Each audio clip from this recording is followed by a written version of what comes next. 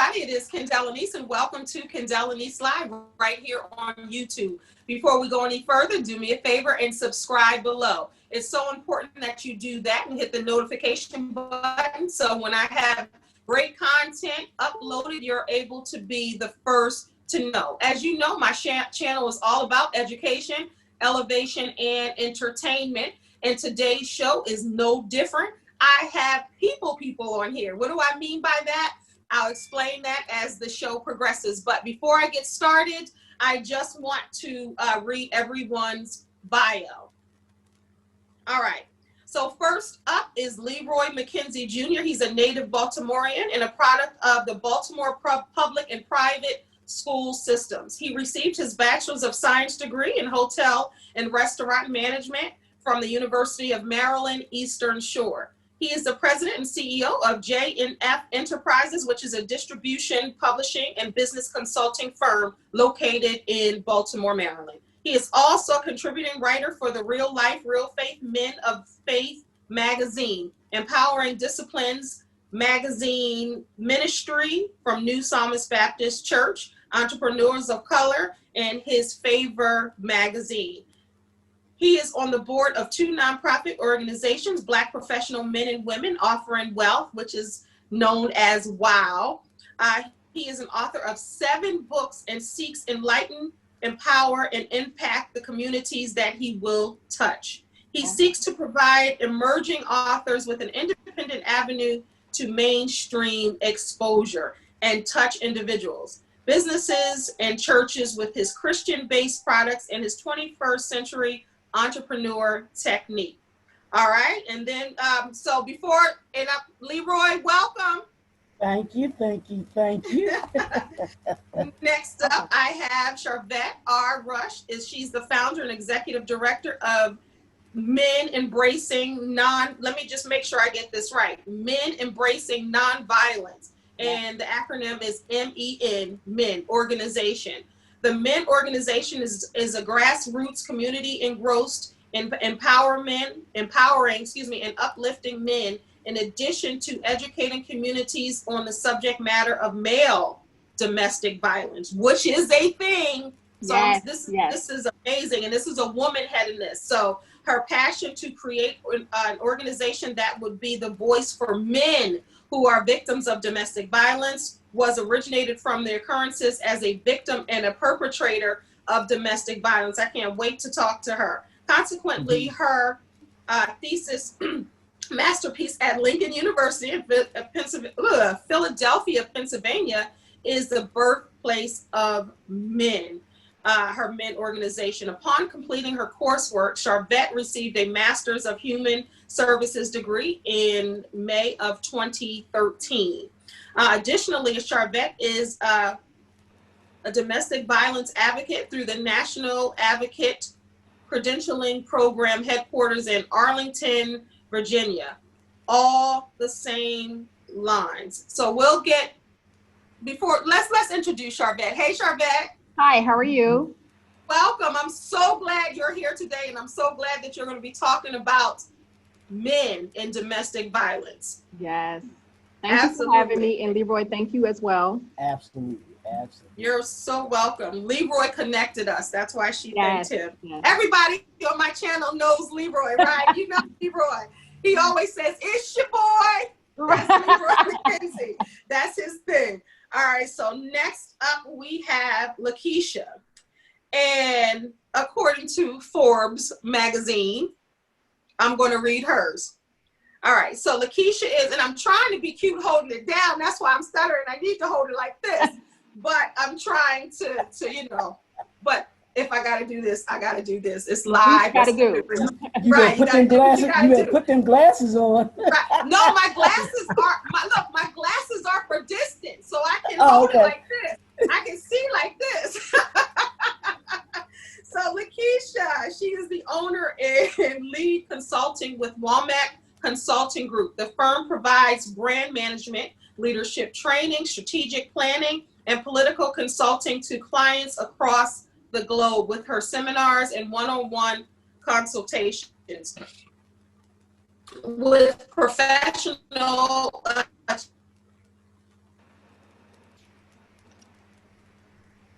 Uh-oh, did she freeze up? Yeah. Served as a business development presenter for numerous chambers of commerce and professional groups, as well as an executive coach for Black Enterprise Entrepreneur Conference and the Black Enterprise Women of Power Summit.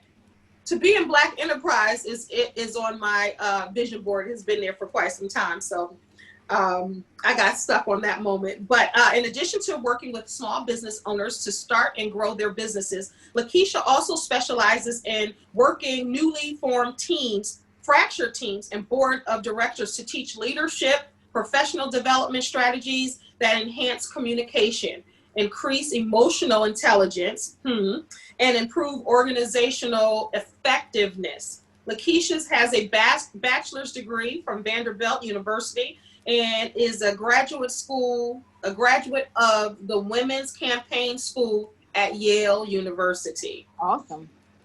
Awesome, right. She just has an extensive, all right. As a member of Forbes Coaches Council, Lakesha contributed more than 40 business tips to Forbes.com experts panel from panel forum. Lakesha is a contributor of Amazon bestseller Speak Up, The Ultimate Guide to Dominant in the Speaking Industry. Excuse me, let me just hold this up. The published author of 14 additional books has been featured in numerous publications and interviews, providing financial literacy tips, business advice, and community engagement strategies. She is also the founder of Rethinking Church Strategies, a social impact organization focused on creating tools, resources, and models that will increase engagement between churches and their communities, which we need. Welcome, Lakesha. Hey. How are you? Thank you. It's so good to be with you guys. I'm looking forward to this conversation. Thank you. Your bio made me have to sip my tea. Me too. I was like, who is that? I know, like, who is that woman?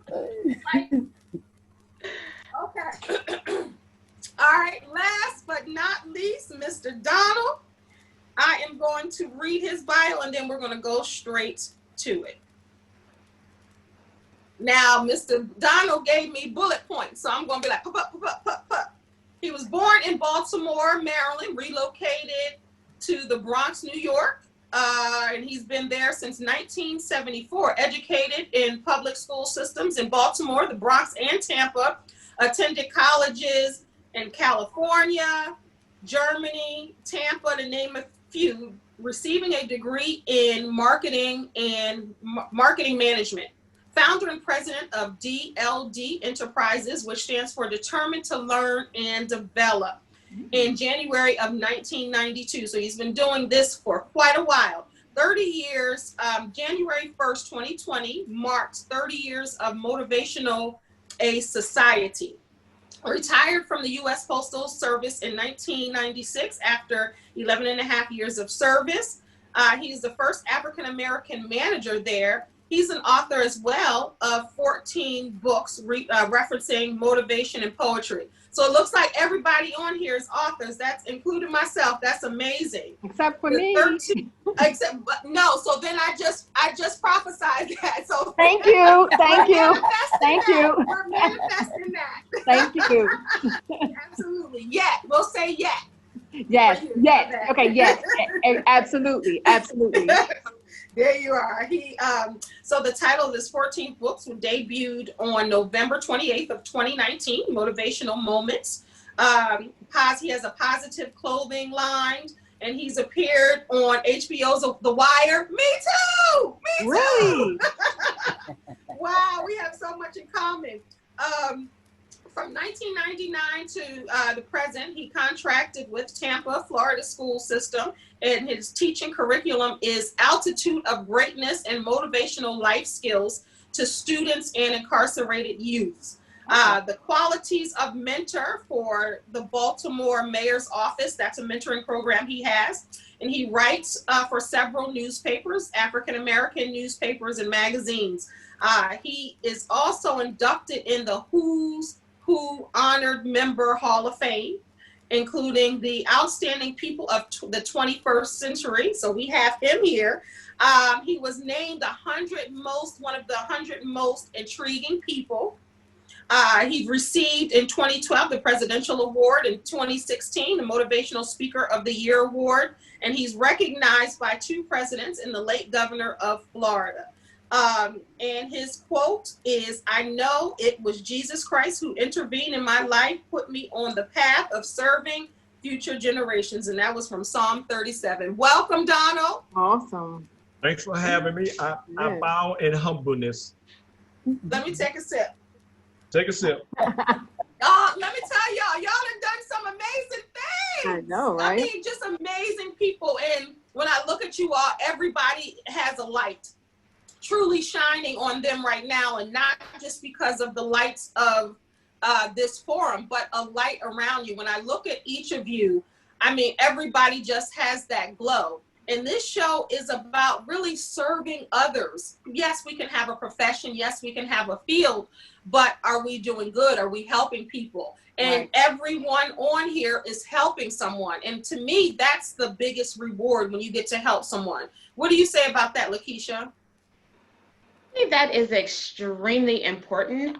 When I was starting my business, that was one of the impetus for me, was how can I be of service? How can I use everything that God has blessed me with to serve other people? And I think that is part of the reason why I've been blessed to connect with people like Leroy and now yourself and these other panelists, because when we give the best of ourselves, then that's what we receive, the best of others. So I think it's important for people to have that spirit of giving if they truly want to receive.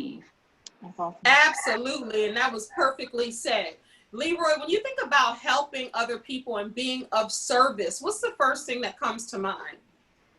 Well, the first thing that comes to my mind, and just like with Lakesha, when I started my business, I thought of how was it that I was going to be able to do something that made people better. And my reference came from, I looked at Jesus's ministry, and the thing that stuck out to me was everyone that he encountered,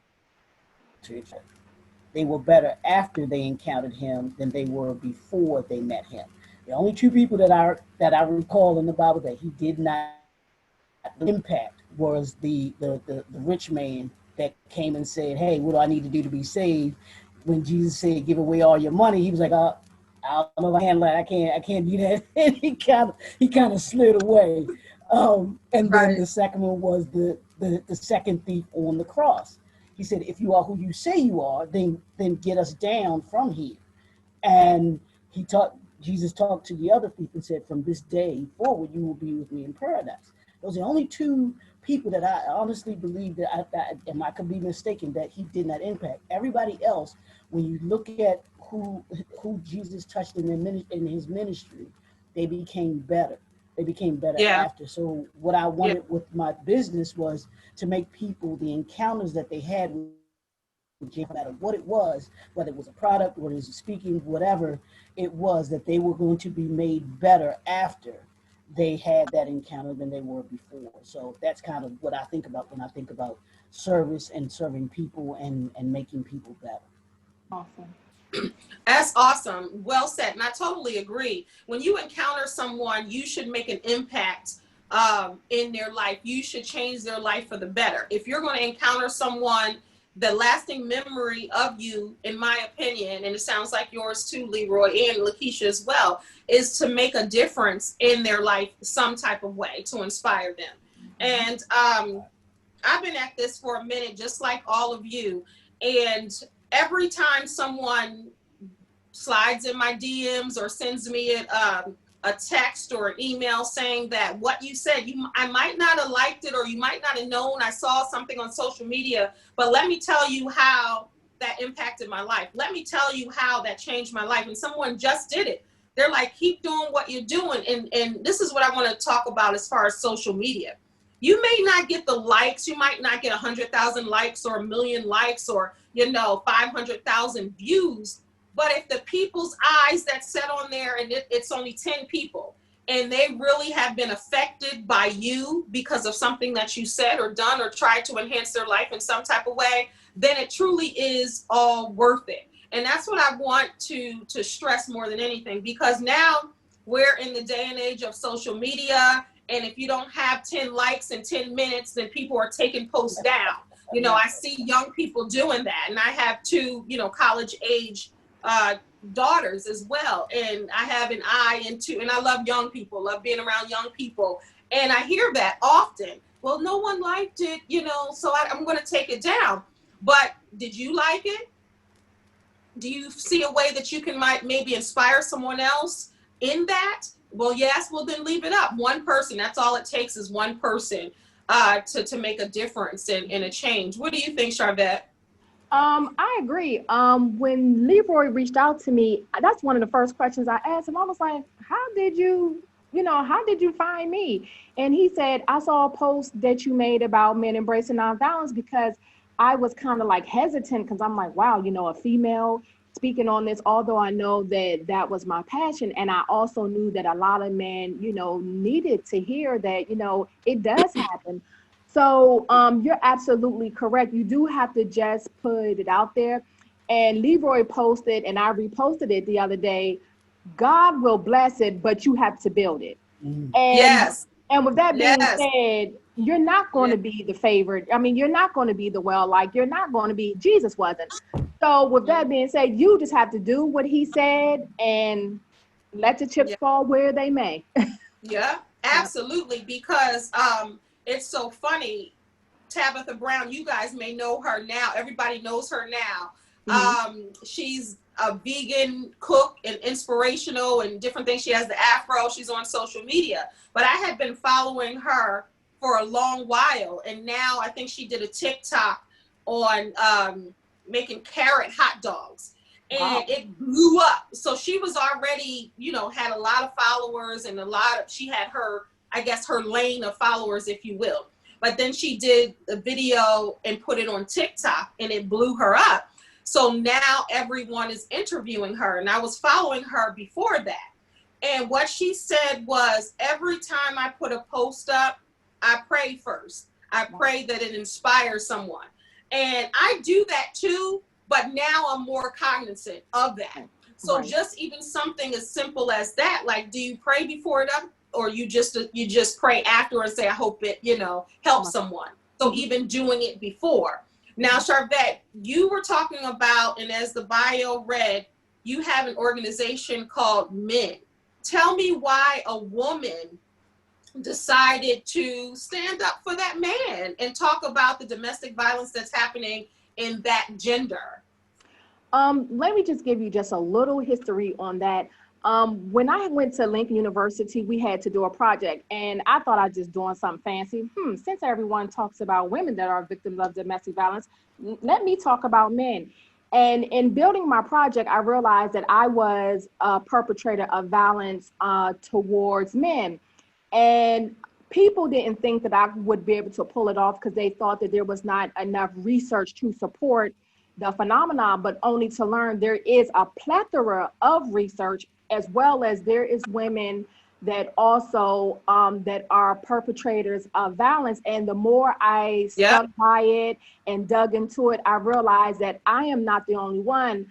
I'm probably me and another lady that I know, we're the only ones that come forward, but there's a plethora of women that are perpetrators. And I always talk about even with our mouths, even with our mouths, that's what I was going to say. Like Tyler Perry, Tyler Perry, Medea. That's Medea. I can even say with me, if I think back, I can say I'm guilty of it. I'm with you. How you speak to a man sometimes, or some of the things that you might say, and if you're trying to just dig a little in an argument, and you're saying something that could affect them for life and emotionally abuse them. And people don't realize we have to watch how we use our tongue and the things that we say, even in anger. Exactly.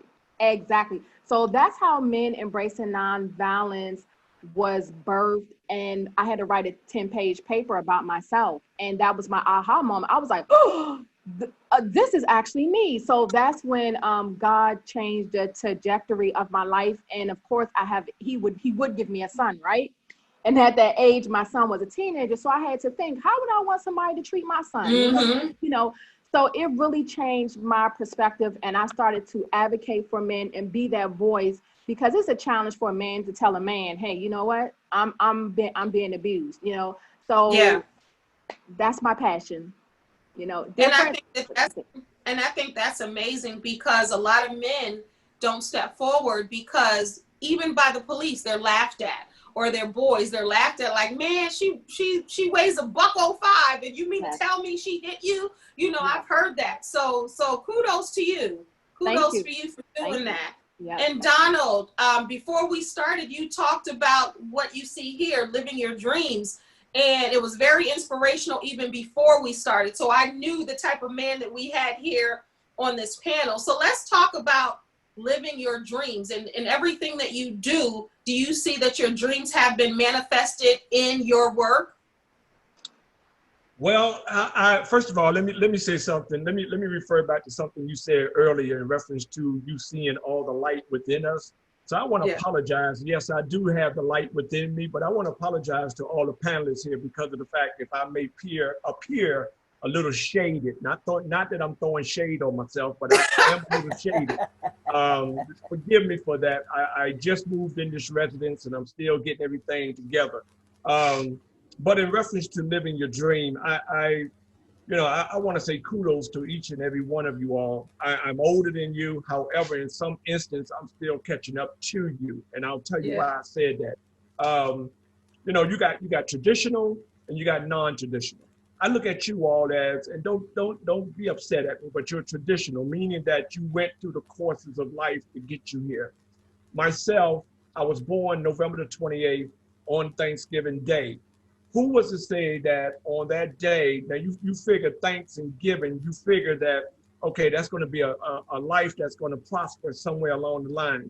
Well, who was to figure that on my day of birth that I was going to go through all the tumultuous roads that I went through, which kind of like just pushed me to the side, if you will, and I was destined to be a failure. I was destined to be dead before I got 21. I was all destined to live in the lane of denial.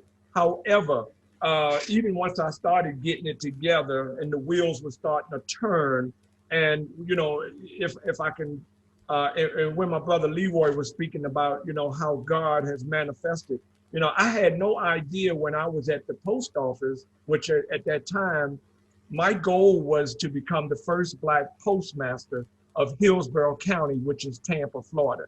Mm-hmm. I had no idea, and I'm just going to go be, I'm a realist. I'm not PC, I'm a realist. I had no idea on my day off from the post office as a manager, laying on my couch, looking at Jerry Springer and drinking me an Old English 840, just sipping, that my son would walk in the door and he would say, "Daddy, will you come to my school tomorrow," which was Friday, "and speak to my class?" And me wanting to be that daddy, I said, "Sure, son, I'm there." So that next morning, who was to know that I was getting ready to walk into a life-changing experience? Wow. Out of the mouth of a babe. He was in the fifth grade at the time. And when I walked in that class and I began to go off like I went off, and I will let you know this, I am an entertainer. I also sing in a group right now. I just want to know if you had a paper bag wrapped around that Old English. No, as a matter of fact, I wasn't drinking it like this. I was laying like this. And since my girl said about the men, I ain't gonna go into the whole graphic detail, but I was laying across that couch and you can imagine what else was going on. But anyway, no, there was no bag. But I had no idea that, things were gonna change, and God had used my son to make that change. And the teacher there, who I owe great gratitude to, he left after hearing me speak for maybe 20 minutes. He left the room and came back maybe 5-10 minutes later and didn't say anything to me.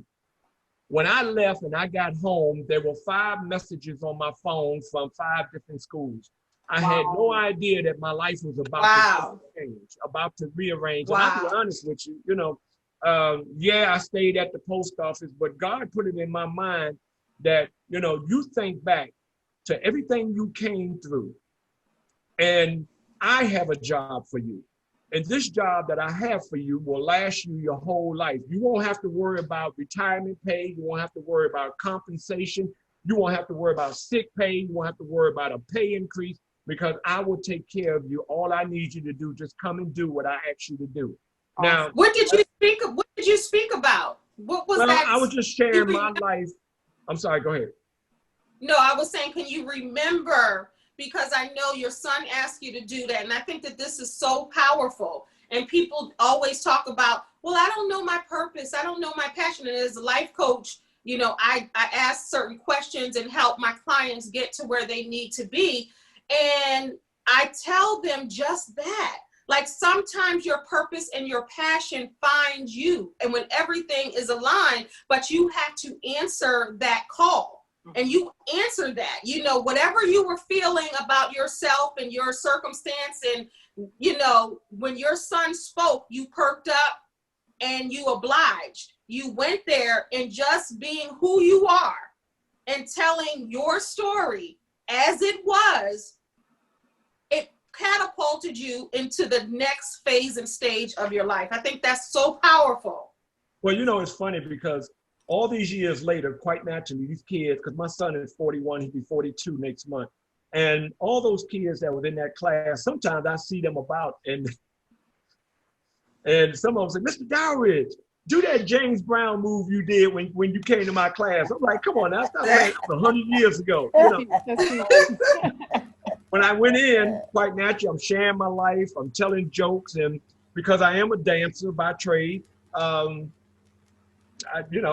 did my dance moves, and just do you remember how old you were at that time? I was probably 38. No, I had to have been about 35. And I knew you were going to say that. And that's the point that I wanted to make. So many people think that they have to know what they're going to do with their life at 21, yes, at 25, at 30. And it's so important. My phrase that I coined, it's never too late to remix your life. That's my phrase, and I believe that. And you're a product of that. You totally changed your life. Yeah, well, believe it or not, I retired from the post office at 39. And what happened is, from the time my son came in to 4 years later, that was 92, so to 96, and by the time I got to 1995, I was actually weighing the scale. Okay, because I was ready to move. I was ready to move forward. And believe it or not, there was a pastor that worked at the post office, and I used to talk to him a lot, and we used to pray together a lot. And he told me, because I was ready to quit. I don't know if you remember or heard about, that going postal. That's when people were going. Yes. Pow, pow, pow. And I had actually told him, I said, man, look here, I'm tired of this place. I'm about ready to go postal up in here. And he said, Don, the best thing you can do is hold your horses, let God move you away from here. When God moves you, he will move you where you can sustain for the rest of your life. If you move you're going to be out on the street corner with a sign saying, we don't work to go back to the post office. So I took his advice, and it paid off in tremendous dividends every cent. But it was just like I said, it was just a matter of, and at that point, and to be honest with you, every time God tell me to do something, how many times, and I'm asking everybody, how many times have you heard people say, God told me to do this, but I said, who, me, Lord? No, I can't do that. Well, they missing out on that blessing. So when God comes and tell me to do something, I'm like, sure, no problem. And an example, living your dream, as an example. February, I believe, was it January 2009. I get up in the morning, I'm brushing my teeth, and at the time I was married, I thought it was my wife that was talking, but I heard Frederick Douglass 3 times, like you and I are talking now. And would you believe that after I got myself together, I went down to the local theater, I reserved one of the theaters within the theater, And when February came, I put on my first production as Frederick Douglass. Here we are, 11 That's years later. tell. I'm all over the United States performing as Frederick Douglass. You know, so live your dreams, and when God come and give you something to do, he's not giving it to you just for the sake of riddling or just to hear himself speak. There's a reason that he gives you. Now, you know, not to prolong, but I think about Dr. King at 39 years old, he left us. But think about that. Yes. This man only lived 39 years, but look how much he encamped in that 39 years. You got people that live 89 years and they're mad because they're still getting up every day and they like, Lord, you didn't come get me yet. I'm tired of this life. Well, because they gave up when they were 39, but they still living as a dead person. They are, my great grandmother said, they are the living dead. They have not conquered, discovered their purpose. And when you discover your purpose and your reason for living, trust me, every day you wake up is a brand new day. You know, every day I wake up, I'm like a brand new baby. I'm looking for mommy to come and put my diapers on. You see what I'm saying? That's how new it is. You know, it's innovating. It's, I mean, it's, you know, how can I say it? I'll end like this. Each day I wake up, it is so explosive that guess what? The fly that want to come and land in my hair, it goes the other way. That's all I got to say. Yes, you know what? I'm so glad that you said all of it. I'm here for all of it because it's nothing but the truth. And you can see the zest. You might be dark in light as far as, you know, just moving in there, but your light is still shining, and your zest for life and your obedience to God is lit up. Like it's a stadium over there with the lights, you know? And so we're winning. That's right. We win. We just scored. All right. Score. All right. So Lakesha, I wanted to talk to you about being a contributor to Forbes.com. That's huge. Being a contributor just by serving people in your role as work. Serving people allowed you to contribute to one of the major magazines in history. How did you get that by just being who you are? Like, how did you get that that role? Well, I think it goes back to something that Leroy was talking about, when you allow God to dictate your path. And when in 2004, I was diagnosed with type 1 diabetes, and it changed my entire life. And I had to really realign a lot of things. And I went through a period of just confusion, not knowing what I wanted to do, who I wanted to be. And prior to that, like my goal was always, you know, if I can be in Black enterprise, like I'll feel like I've made it. And Forbes was never on my list, but I told God, I was like, I surrender. Like whatever you want me to do, whoever you want me to serve is where I'll go.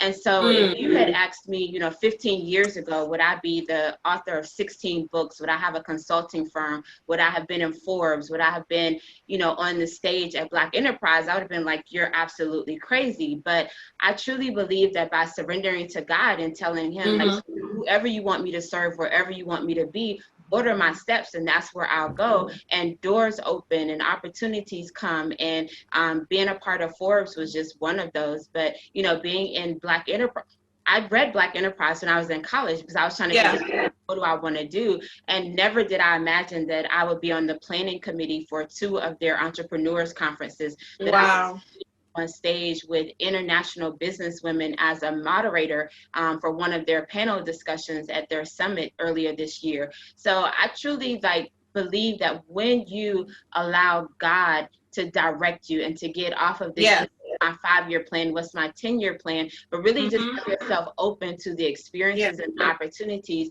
that God places before you, and to be good to people. When you're good to people, then they put you in positions for opportunity. One of the ladies that I worked with on the planning committee was who actually recommended me to be one of the moderators for Black Enterprise. And so it's all about building relationships. And when you're being who God wants you to be, then you get those opportunities. But so often people are trying to climb, like they're social climbing, they're trying to get to the and they don't care who they step on. They don't care who they hurt, because they're trying to get to that next place, not recognizing that the people that you might be stepping on are the ones who could possibly help you to get to that next place. Wow. I'm so glad that you said all of that, because it's so important to listen when God is speaking to you and really building that relationship. So when he is speaking to you, you're able to hear him and know it's him clearly, but also to be kind to people. I think that's so underrated, just being kind. And when you're kind and you're trying to do right by people and you're not social climbing and just to get to the next level, and you don't care who you behead and kick in the head as you climb that ladder, says a lot about who you are. Yeah. And you having all of that. Because when I was growing up, Essence, Ebony, Jet, and Black Enterprise. Yep. Like that was it. You know, that was the holy grail right there as far as magazines. And, you know, and then if you wanted to get into different things later on, but that was a staple. So to be a part of that legacy, you know, and Earl Graves recently passed, but just being a part of that legacy is really a shining example of who you are, and not just about what you do. Because yes, we all have titles and slashes and we do all of these things, but you hit it. But are you kind to people? Right. Like, is your heart in the right place? Are you doing what you're doing to help people, really to help you, but front like you're helping people? Or do people really matter to you? So I think, thank you for saying that, you know, because a lot of people need to hear that. And even in business and success, you're an example that you can be kind to people and you can serve God and you can listen, and what you want will come to you, and even beyond your dreams, like you said. So thank you for sharing that. Thank you for sharing that. So Leroy, you already know how I feel about you as far as serving other folks and connecting people. I call him Little Clarence Avant. So if you don't know who Clarence Avant is, his documentary is on The Black Godfather, is on Netflix. And we often talk about that. And I named him Little Clarence because you are a lover of people and you love to connect like-minded people. You support everybody, you know, just whatever they're doing. How did you even get the way that you are? Thinking, you know what, I'm pulling my brother and sister along with me. I'm connecting these people to watch them flourish and grow. How did you get like this? Well, I mean, honestly, it all started with my parents, my mother and father, because they have always been giving and loving people. So it stems from them. But getting into this business world, and one leaving corporate America and understanding what I've seen, what I've gone through, what I've experienced, and then what I've learned going to a historically Black college was one that gave me that foundation of who I was as a Black man, but then as a Black person as well, and wanting to see us do better. Wanting us to see, wanting us to flourish and be who it is that we are. My passion for our community, passion for the entrepreneurs that I surrounded myself with. You can see I got the Black Wall Street behind me. I see that. that is what it's about. It is about all of us collectively, that when we have a heart for each other and we want to build with each other, then we make each of us stronger. You know, and I knew you were going to. I knew you were going to say the Clarence Avant thing. I just know you were going to do it. I always call him that. And all I'm thinking about is that when the part in the documentary where they have the big table with all of the folks around it, and they were like, well, the guy asked him, well, who's Clarence Avant? And he's like, him. We say, well, who does he represent? He said, everybody. Right. He said, because he knew everybody that was at the table. He said, I don't have problems. I have friends. Right. He said, I don't have problems. I have friends. Right. And my thing is, and I've even taken that and gone with, I don't have friends, I have resources. Because that's what this is about. It's about resources. And if I can't do what it is that somebody needs help with, hey, I can reach out to somebody that I know is connected to doing something, or they either can or they know somebody that knows somebody to be able to do it. Because like I told you, it's about making all of us better. making us Yes. better after the connection. So that's what I do, whether it's in my business to the clients that I have, or whether it's my business to other businesses, my friends with other friends, or let me introduce you to this person. Yeah. Lakesha, I mean, I loved just meeting her. I met her several months ago because of a Rethinking Church event conference that she had. And it was just me reaching out to her, saying, and I was looking to find out about the conference and everything like that, wound up being a part of it. But as I've gone and had different things, I'm like, hey, Lakesha, I got this, that I'm thinking about you, because I love what she does and how she has impacted people and the things that she's done. Same thing with Charvette. When I saw that's something that you don't hear women talk about. First of all, talking about the abuse. So I'm just like, I want these people. People need to know about these people. Yeah. And Brother Donald, you and Brother Donald, the things that you all do, these are things that need to be put out there to me on a grander scale, because you don't get this every day. You don't get us talking about this. It's not like you said, you're not going to get the likes. You're not going to get the shares. It's not going to be a whole lot, because this isn't what people talk about. This isn't because flashy. if you're gossiping and tearing someone down, you'll get a million views. Right. And that's why even on my channel, it's important for me to change that narrative. But you're absolutely right, Leroy. Yeah. So it's, these are the kind of things that I, that I'm passionate about. I love my people and I love what we do. And I like to shine the light on those positive things that we're doing, and not all of the negative stuff that we always hear in the media or on TV, all of those things that are perpetuated. That when we have shows like yours, when we have events like Lakesha has, or Donald does the speaking, this man is playing Frederick Douglass. You know what I'm saying? Playing Frederick Douglass, one of our icons, and he looks just like him. He put that beard on and everything. I'm like, I know. That's why I said when he said that, I was like, I can see that. Right. I mean, the gray head, everything. It's just phenomenal. So wanting to share that with other people, and for other people to be able to see it and see how it touches other people. Because it does, because it impacts other people's life. And that's why I say, when you build the impact, you change the world. And that's what this is all about. That's right. Absolutely. And I have a question for Charvette and Donald. I guess I'll start with you, Charvette. And I'm looking at you like you might know I'm looking at you. I don't know. But because you look like you knew I was going to start with you. That's funny. You sat up like I knew, like that's so funny. That's energy. That's good energy. It is, because you it's no way that you could tell, like we're not in the same room. So when I said I'm gonna either one, you said, and I was literally gonna start with you.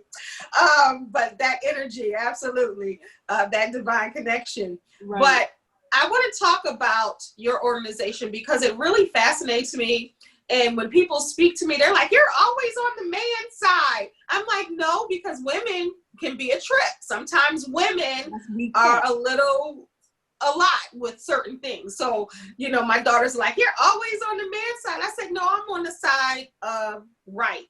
And I remember a family member called me, Kendell, he hit me, blah, blah, blah, blah, blah, he hit me. And of course, someone would say, well, what did he do? Well, where is he? The first thing I asked her, and it was a her, I said, what did you hit him? Right. Mm-hmm. Well, yeah. I said, okay, it's not wrong for either of you to put your hands on either. I'm not going to automatically jump, because a woman is just as guilty if she hits a man, and people are like, well, men are stronger. Yes, I get that. But if you're like this, and someone moves you away, then they're more in trouble than the person who started that altercation. And I wanted to talk to you about your experience, if you don't mind sharing just a little bit, when you realized that you were a perpetrator at one point. You want to talk about that just a little bit? Sure, no problem. Actually, I was born into victimization. My mother was a victim of domestic violence. My father.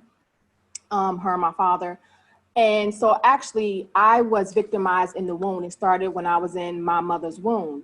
So it's like if you got cancer in your DNA, you got domestic violence in your DNA. Mm-hmm. So actually, and PTSD. Yes, PTSD starts that young. Yes. So my perpetrating actually started at 13 and 14 years old when I was dating. And, you know, if he didn't do something that I wanted him to do, you know, I'll slap him or hit him or throw a brick at him, pull a knife out on him. So mine started at a very, very young age. And it's kind of scary to think back on it, but it started at a very young age.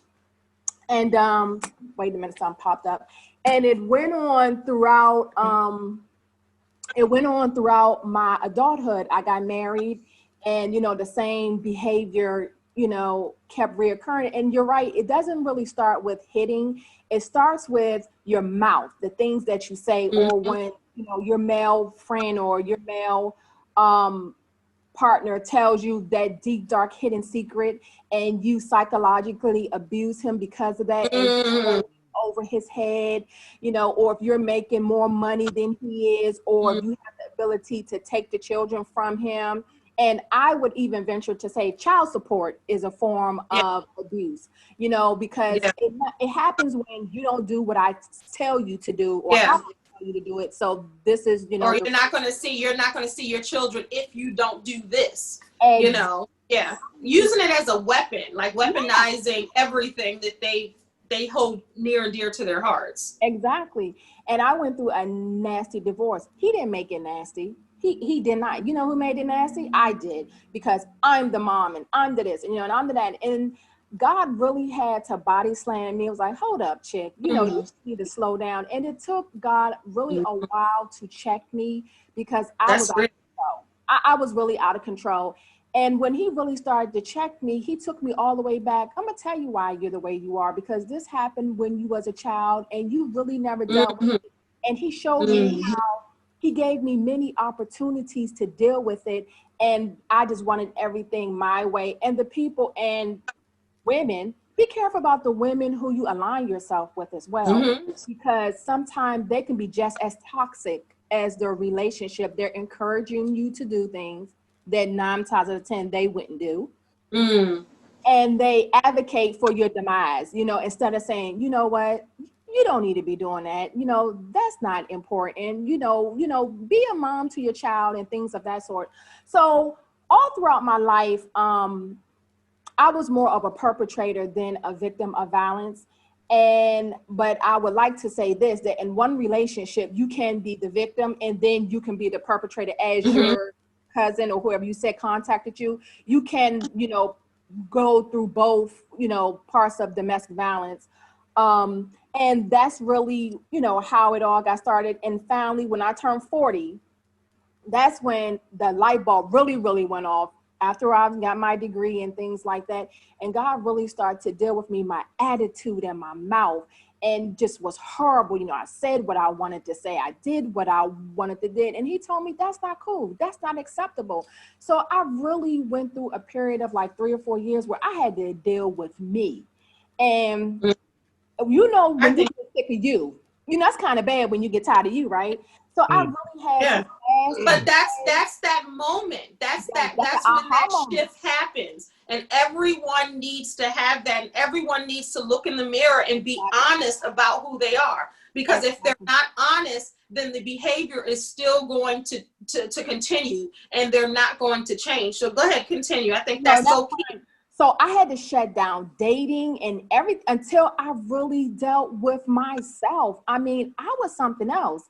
And so God really, really had to work on me. And then when I started dating again, I still had some things to work. I still had some things to work on. You know, when things don't go my way, you get an attitude or you say what you want to say. But I can honestly say, I'm not where I would like to be, but I am way better than what I used to be. You can tolerate me now. But you know what? I thank you so much for being transparent and keeping it all the way real, because that's so important. Because let's for real. Donald started the hand clapping. I'm continuing. You're right. Because so many people wear the mask before COVID. Hello, you know, and hide who they are, and then behind closed doors, people are seeing this terror, you know, or people are seeing this type of person. And then when you come out, it's like, hello, hi. And I think that you do other people, not only yourself, but other people a disservice. If we're really talking about being of service and really helping folks, just you being authentically who you are and just sharing this bit right here, someone is going to see this and say, you know what, that's me. Yes. You know, I need to get myself together. And I love that you said that I'm not where I need to be or I would like to be, but I'm better than I was. And that's really what life is. It's a progress. It's progress. Right. It's not like a perfectionary thing right here. Right. I was imperfect and now I'm perfect. It doesn't work that way because life is a continuous journey and you're continuously learning and growing. Hopefully you are, you know, so I commend you for sharing that and understanding that it's so important to tell your truth and to really be an advocate for maybe someone that you might have, you know, treated poorly in the past, meaning like a man. And I think it's so important that you said it started at an early age. Yeah, it did. And when you're early in that age range, somebody has probably said, oh, she's troubled. Oh, she's mean. Oh, she's the devil. Oh, she's a this and that. And as a child, instead of saying, you know what, why is she the way she is? Exactly. What happened? What's going on? And this is for other parents out there. Sometimes when you think that your child is troubled, yes, they may be troubled, but why? It's so important that you get therapy and you seek God and you really try to figure out and kind of nip it right there. But when someone says they're just that way, that's why I don't like that saying, oh, that's just who they are. Yeah, yeah. No, something happened. Let's stop this so they're not 50 years old because people are like, oh, by 50, you should do this. Right. If you don't get it, you're arrested. Your development is arrested right there at that spot. And age doesn't change who you are or mature you. It's everybody's shaking their head. It's about the help that you get and the work that you do on yourself. And then when you can no longer do it, you have to call him to help you. And it's so important. But did you want to say something else, Charvette? No. I'm sorry. There's one thing I want to interject is that, and so when I started abusing, my mother was just getting off of drugs. So that means that she was dealing with herself. So I really didn't have that person to really like, what are you doing? Why are you doing that? So I pretty much, this really grew on its own because she was just getting off of drugs and she was dealing with, her own things. And then it starts with you being promiscuous. It goes into so many different areas, and there's really no one, for lack of a better term, to check you.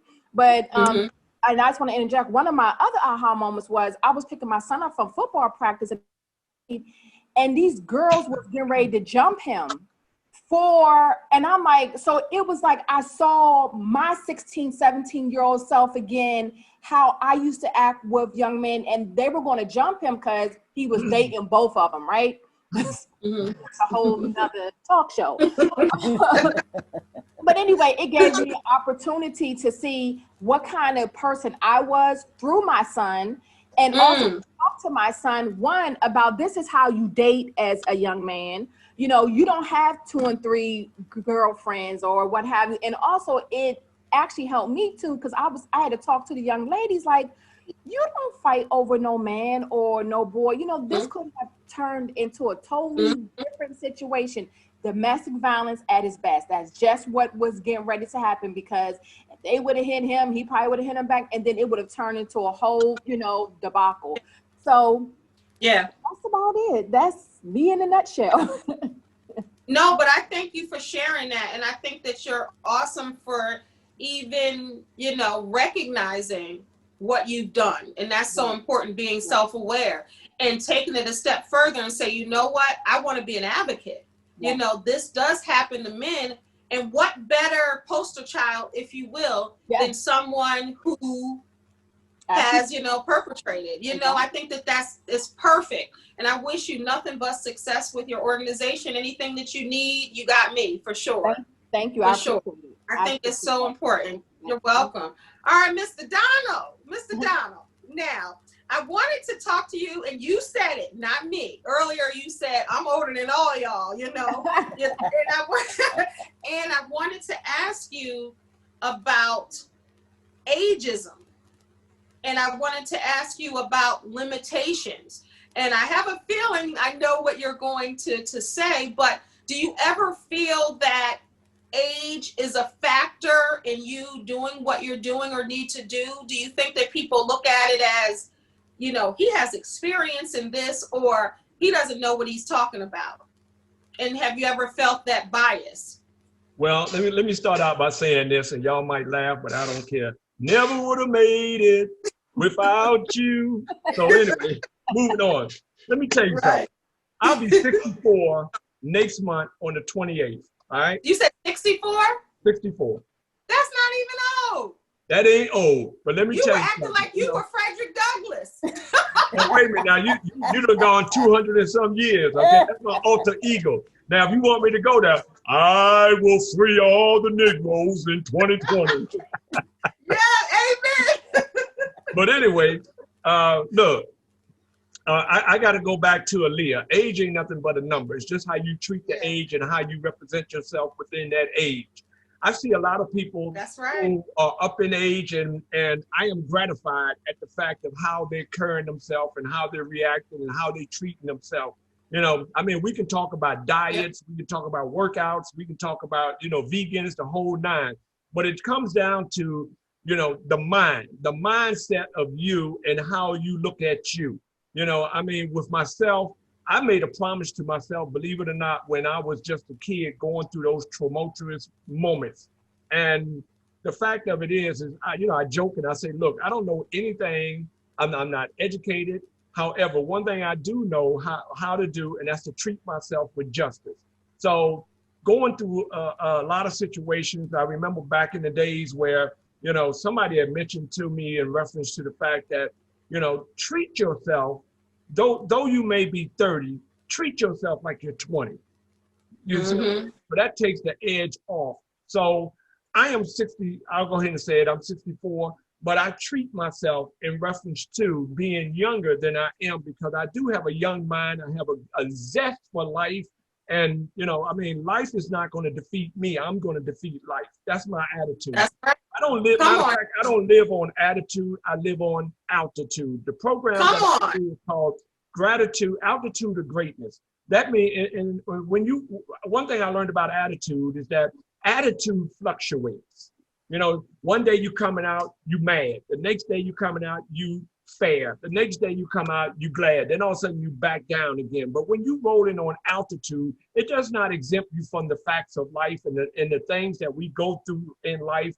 People stepping on your toe, if you will. Things happen, but it's all about how you handle it when it happens. Either you're going to handle it with a negative attitude, or you're going to handle it with an altitude attitude. And people, I can't tell you how many people I done actually killed since I turned my life around. And when I say killed, I don't mean shot, stabbed, or I could have verbally killed them on a positive level. So when you don't know, in other words, the way I talk, the way my jargon is, I can slice and dice you, and you don't even know that I'm slicing you. And you'll give me a hug and say, thank you. Wow, that was nice. And I'm like, I just killed that food and he didn't even know it. So, it's with the smile, it's with the gleam, it's with the joy that you bring out of yourself. Because we all got to go through something, but it's a matter of how can you get over that next hurdle. I heard my sister say 4 years she had to check herself. Even with me, I was just talking about it this morning with my dad. My dad was a tyrant. I had to pause. But the thing of it is, as I started getting older, there were segments of me that I didn't like. And then I traced them back to him. I said, oh no, I got to get rid of this. So every time I discovered something in me that I didn't like, believe it or not, I would celebrate. How would I celebrate? I would even take me out to dinner. I would even I would even maybe go on a nice 4-mile run or something like that to celebrate, because I wanted it to be known, acknowledged, because I can remember it when I'm off in the future. I can remember and how I got rid of, how God allowed me to get rid of it to better myself. So now I know, like Zig Ziglar said, how do you want to be remembered? I know for a fact, one thing I know, I'm going to die. And I also know that when death come to me, there's never been an earthquake in Florida, but there's going to be an earthquake when death come to me. Death is going to win, but we're going to battle before I get up out of here. Come on now. I'm not leaving out of here until I'm empty. I'm not leaving out of here until I have done just about everything that God has told me to do in this journey. I'm not leaving until I get the full zest out of this life. Now, I ain't gonna lie. I have pain sometimes because I go to the gym, I work out a lot. I have pain, but that's good pain. Yeah. That pain that I have, it allowed me to gain even further. There's times I wake up and I'm tired, but I continue to push. You know, it's like salt and pepper. Push it. I got to keep pushing to the ultimate level. Now, it's not about how I push. It's about why I'm pushing forward. Who am I reaching back? Am I my brother? People to help bring them as I continue to push forward towards the goal of fulfilling this thing called life. Because I don't want to live this life. I don't want to live this life if I can't make every moment COUNT count. That's right. You know what I'm saying? So let me go back to, again, live your dream. Your dream. Do you imagine how many people go to sleep, or how many people sit on their couch watching a game and doze off, or you know, they be on a subway system or a bus, they doze off, and trust me, they go off into dream world. But the moral of the story is, when you go off in the dream world, what are you doing with that dream when you come back to reality world? You see what I'm saying? Yeah. So don't come to me and say, you know, I had a dream last night. We all have dreams, but what did you do with the dream? Or you use that dream to help yourself and help others in this quest. You know what I'm saying? So it goes back to, and I'm just going to be real with y'all. If you know, when they ask a football player or they ask a speaker or a singer or whatever, what would you be doing if you wouldn't be doing this? Well, what would I be doing if I wouldn't be doing this? I'd probably be, you know, still at the post office. No pun intended. Not looking like I look now, but probably looking 10 years older. Right? What would I be doing if I wasn't doing this? I'm gonna be honest with you. I'd probably be drinking my 40s. I'd probably be smoking me some dope, or I'd probably be doing some things I don't have no business doing. Right. Just being real with you. Yeah. But when I answered the call, I believe it says somewhere in the Bible, it says, don't worry about how you're gonna eat. Don't worry about how you're gonna clothe. Don't worry about the money that's going to be in your pocket. You just come do what I asked you to do. Sure, there's going to be some rough times in it, but if you do what I told you to do, like Job, and you confess my name, I will carry you through. So I don't have no question. The only thing of it is, like my sister Lakesha says, you know, how can I help somebody? Yeah. And like my brother Leroy, when he, you know, I did see the documentary on Mr. Advent. And I didn't know this dude was just as, you know, who he was. I seen him coming through life. I saw him, pictures of him. But, you know, I had the opportunity through his documentary to see how powerful this brother is. Leroy, you know, when I met him probably about a couple of years ago. I was doing some, I began doing Monday motivation with the Black professional men in Baltimore. And Leroy, you know, was helping me to, you know, zoom up everything, if you will, so that we could bring this broadcast. And when Leroy and I began speaking on a personal, you know, I began to understand, you know, this brother is not just your, hey, by the way, brother. This brother is like the awesome brother. You see what I'm saying? So, you know, man, kudos to you, brother. So how can you share your gift with the world, and then you put it out there and don't worry about the repercussions of it, because it's going to come back tenfold, as long as you put it in the right manner. Because what you know, what is it, karma? Whatever you put out, it's going to come back to you. You see what I'm saying? But long as you putting out that right knowledge, that right love, that right connection, it's all going to come back to you. And believe me, like I said earlier, I was joking about it, but when you wake up in the morning, you're not going to wake up like you got to go to work on Monday morning. Oh, do I have to do this? You're going to wake up like, wow, thank you, Lord. I'm here. I'm ready to go. I'm fired up. Who can I go out in the world and help? And that's the whole quest of it. Every day is a new day of opportunities. Just wake up. Wake up. Like Spike Lee said, wake up. Wake up. Go get that dream. Yes. You know what?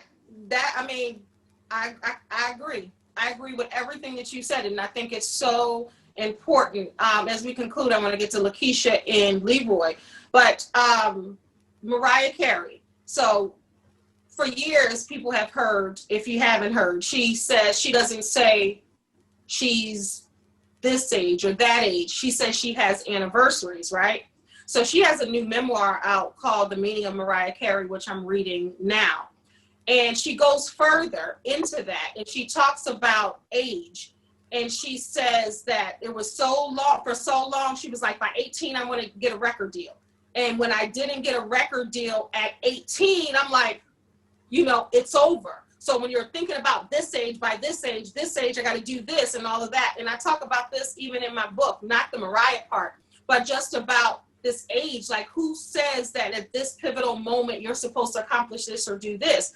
And Mariah further, she goes on to say, I now celebrate the experiences. So yeah, I did this instead of that age. I did this, like, oh yeah, I got my Grammy, or I wrote this book, or I did this. In the moments and the memories, that's what she counts. And I love that, because so many people are fixated on age, and by this number, you should do this and have that. And I think if we just go off the experiences and really live in the moments of life, everything will come and unfold when it's supposed to come. Do you all agree? Yes. I agree. Absolutely. Yeah. So we're wrapping up. I knew this, we might have to do a part 2 one day, because, you guys are amazing in what you're saying and what you're contributing to the world. And I think that's so important. So I commend you for doing the work that you're doing. So Lakesha, and then Leroy, I'm going to end with you, and then we're going to conclude this episode. But Lakesha, I wanted to talk to you about adversity. And because I don't want people to look at everyone like, oh, they're beautiful, everything fell in line for them, but for me. So what would you tell that person who has experienced adversity? And can you share a moment where you had that moment of maybe unsurety, and you had adversity come into your life, and how you dealt with that? Because I want to inspire someone right now. I think I feel that moment almost every day. Okay. My motto is impact over perfection. And I think that too often we go through life seeking things to be perfect, and we want everything to be just right. And I go into situations knowing like something is going to go wrong, like something is not going to work, somebody's not going to show up, like something is going to go wrong. But what impact are we going to have? Leroy was mentioning the virtual summit that we had. Over 4 days, we had 60 speakers on a virtual platform. I knew going into it, some stuff was going to go wrong. I told people some stuff is going to go wrong, and it's okay. And I think that so often we put this pressure on ourselves for things to be so perfect and things to be so right that we miss the good moments because we're so focused on everything that didn't happen.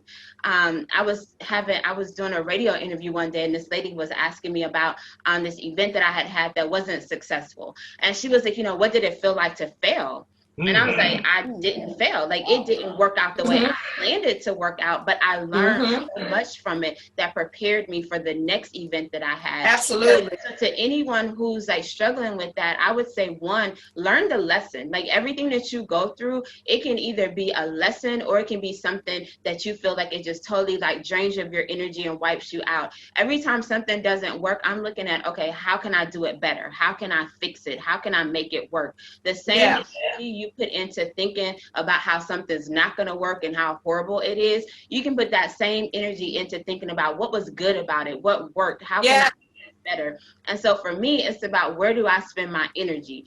Do I spend it thinking about everything that didn't go right? I had no idea that I would be diagnosed with diabetes at 28. I take 5 insulin shots per day. I have people who ask me, they're like, how do you do all of this? And it's like, I don't look at that as a deterrent or something that's me. There are foods I can't eat. And people are like, oh my God, I can't believe you can't eat that. And I'm like, yeah, but I look at all the foods I can eat. And there's a whole lot of food left. Yeah. So,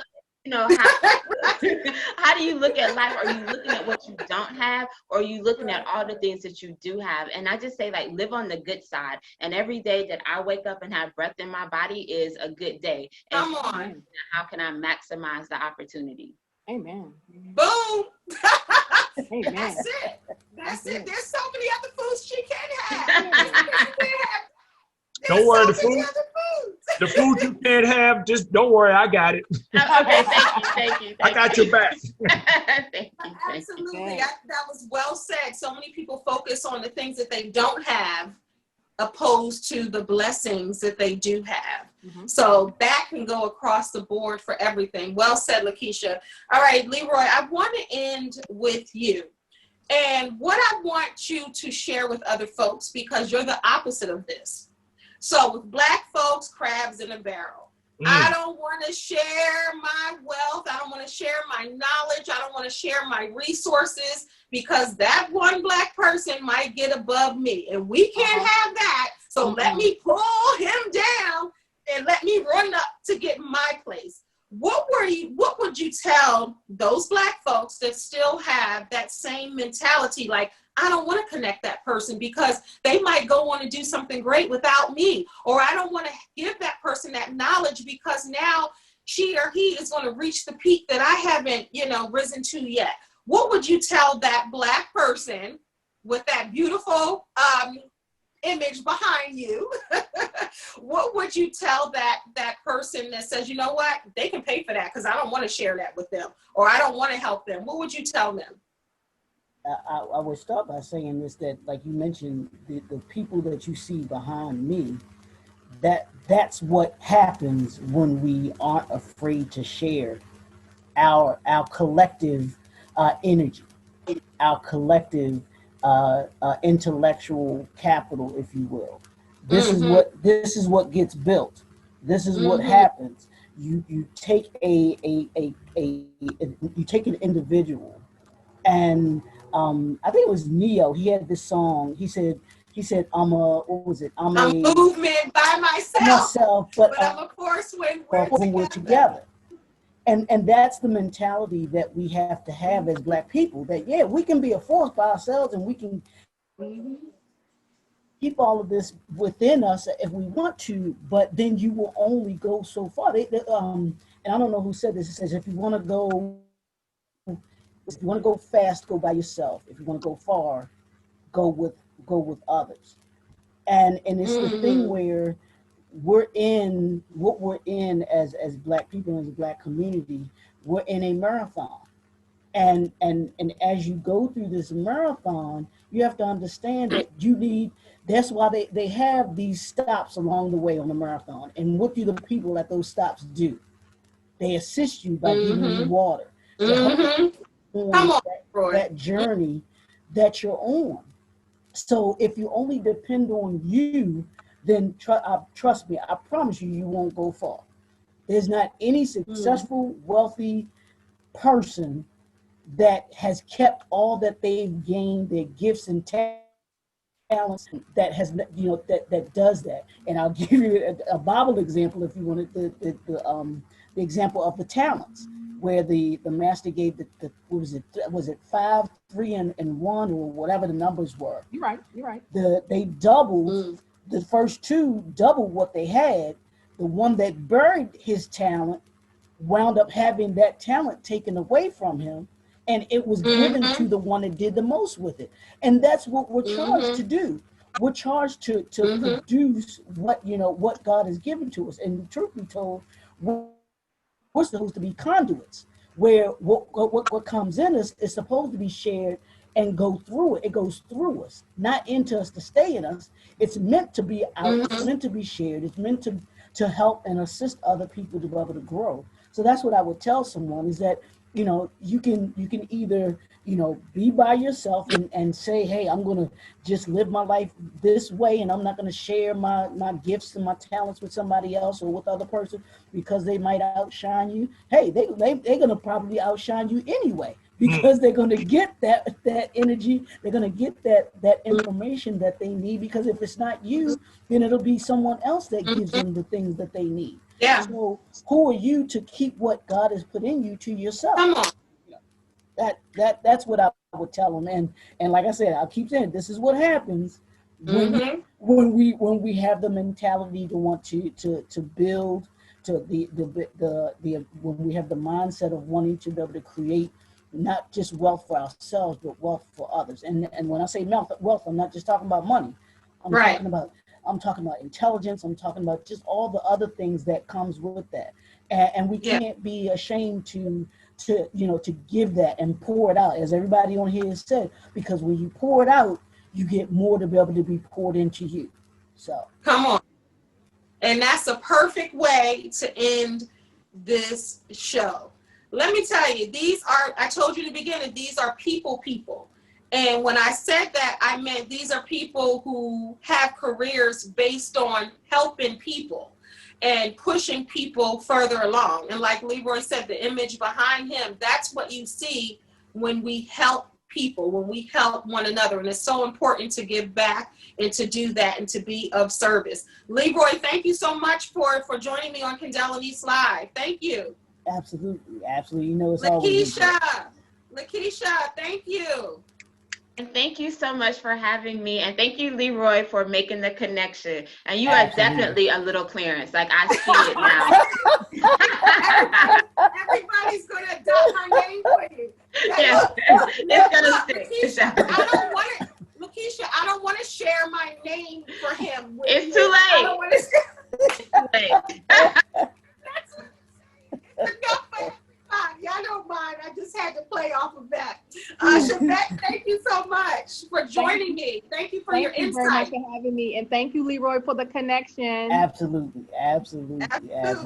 Donald, I love you.